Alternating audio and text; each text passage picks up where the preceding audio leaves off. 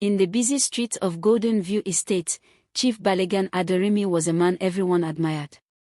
Whenever his long black SUV rode past, people paused to wave, calling him Baba Alonu, the people's benefactor.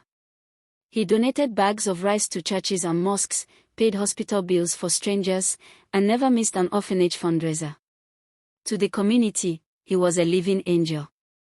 He lived in a massive 3-story mansion with tall golden gates and freshly painted walls. From the outside, it looked like heaven. But inside, it was a silent prison. No television sounds. No music. No laughter of children. Only the dry scrape of a broom and the dull thud of a grinding stone. Inside that house lived Sophia, the woman everyone believed was enjoying a soft life in Northland City abroad. In reality, Sophia had not stepped outside that gate freely in years. Her life began before dawn. Although the mansion was filled with modern appliances, Chief Aderemi forbade her from touching any of them. The gas cooker sat unused while Sophia knelt outside, lighting firewood.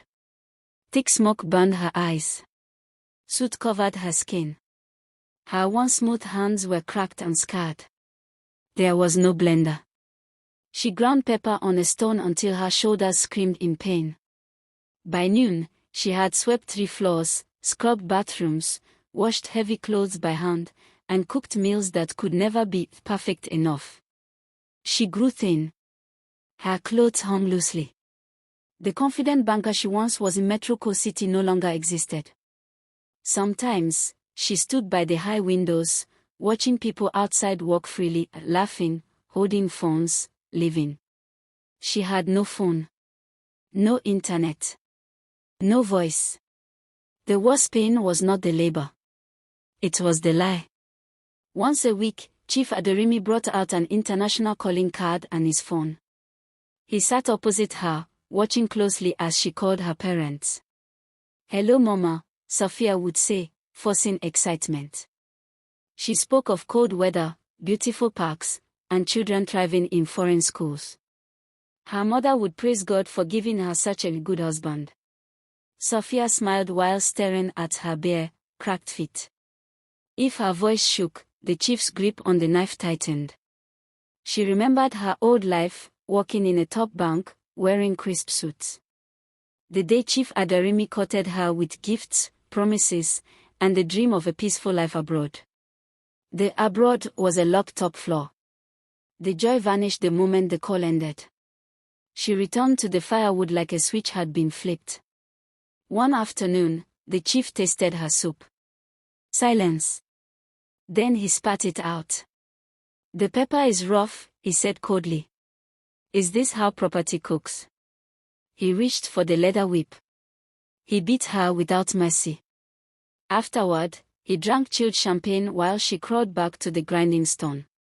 Sophia bore 3 children in that house, alone, without doctors. And once each child was weaned, the chief sent them away overseas. She never knew where.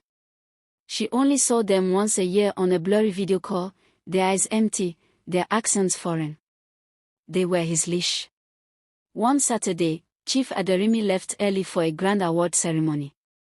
In his haste, he forgot to lock his bedroom. That mistake changed everything. Sophia entered the forbidden room. In a drawer, she found a black leather diary. Inside were records. Wife 1, Miriam, documented abuse, death labeled heart failure. Wife 2, Ifeanyi, escape attempts, accidental death. Then she saw her own name. Sophia is weakening. Time to prepare for a replacement. She was not a wife. She was a cycle. Hidden inside the diary was a memory card and a list of bribed officials. Then she heard the gate. The ceremony had ended early. Footsteps climbed the stairs. The door handle turned. Sophia stood frozen, proof in her hand, death at the door. Moral lesson. Evil often hides behind respectability. A loud public reputation does not mean a clean private life. Silence protects abusers. When communities worship wealth and generosity without accountability, monsters thrive behind closed doors. Thanks for watching and God bless you.